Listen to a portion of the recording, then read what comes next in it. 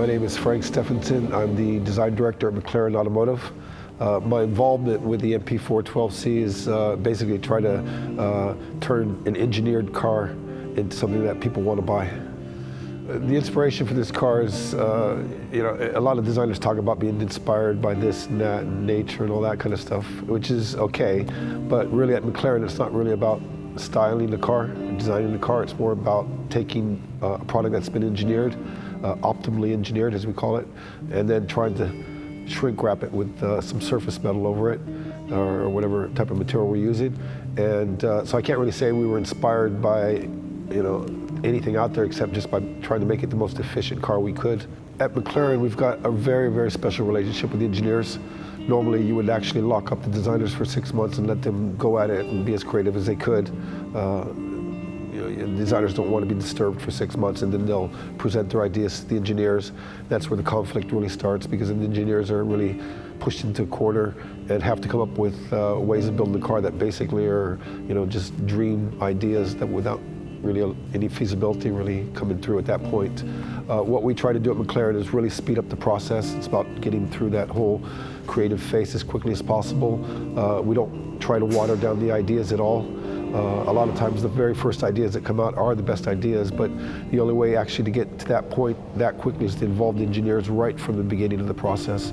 So what we do is we have the engineers and the designers working hand in hand right from the initiation of the project. And this car hasn't really been influenced by any other car because it's new. I mean, it's not, McLaren is going in this to not just try to be competing head-on with all the other manufacturers in the supercar business. That doesn't make sense. There's a lot of good companies out there in the first place. Why would we want to go head-on with them? So our target really is to shoot above the comparable manufacturers and offer cars in those segments that are almost dealing with the cars in the segment above. So we're shooting above those cars. Whether we're being influenced by them or not, no, I think we're starting with a clean sheet allows you to actually be much more innovative, come up with ideas that haven't been done before, use racing influenced development. A lot of stuff that isn't really allowed in Formula One, we can actually apply those to the road cars. We have that very close link with racing.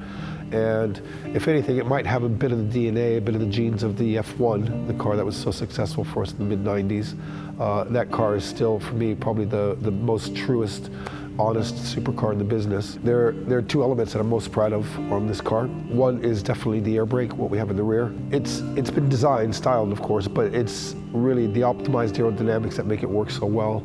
It acts to stabilize the car when you're braking. It works in such a way that you get more braking force and the car is more stable because it keeps the rear end nailed or planted on the ground. And it looks really good. I mean, it's, it looks like the car's alive when it's working. The other one that I'm very, very proud of is the actual side intakes of the car. All cars of this type need to get lots of air into them to feed the engine. They're high performance engines. But the whole objective of to try to make the footprint of the car as small as possible required us to put the radiators in car line, so they're not really making the car any wider. They're actually able to make the car a lot more narrow than the usual car. And the challenge then came up with how to actually feed the air in efficiently, how to get the air to turn in 90 degrees. And those wings that we've worked on very hard to get the wind to work efficiently to get into the radiators is one of the most coolest things on the car, I think. Yeah, and the interior is another special part of this car. I think it really does communicate sort of a future direction in design, which is today you see a lot of cars piling in all the buttons and all the controls, and you start getting these things that look like airplane cockpits with so many things in front of you, and most of all, they're not really necessary. They're very distracting for a driver of a car like this. You don't need to have that many buttons in front of you. It's not your office, as it is with a Formula One driver who has nowhere else to place the buttons. We've tried purposely to keep the car as simple as possible in terms of graphics that are staring at you in the face.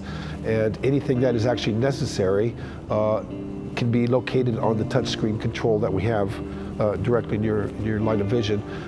Anything that needs to be called up or warning things, they're all hidden away until they actually have to be applied. So really the whole philosophy of the interior is that less is more. Basically get rid of it unless you really desperately need to use it, and then it's right there at your fingertips. First reaction, I think, of anybody who would see the car going down the road, I think, is sort of It's like when you see something that you didn't expect to see shopping and you desperately want it at that moment, and you go in and buy it and you don't even try it on or anything like that. You know, it's that stirring of the soul. McLaren's not really about trying to stir people's souls. It's about actually producing, you know, professional equipment. But I think that element of making people just see it, hear it, and feel it, that's what will happen. I think when anybody comes with the car, that's a consistent reaction anyways. But I think when somebody sees the car, it's got to be that I need it reaction. Not only I want it, but I need it.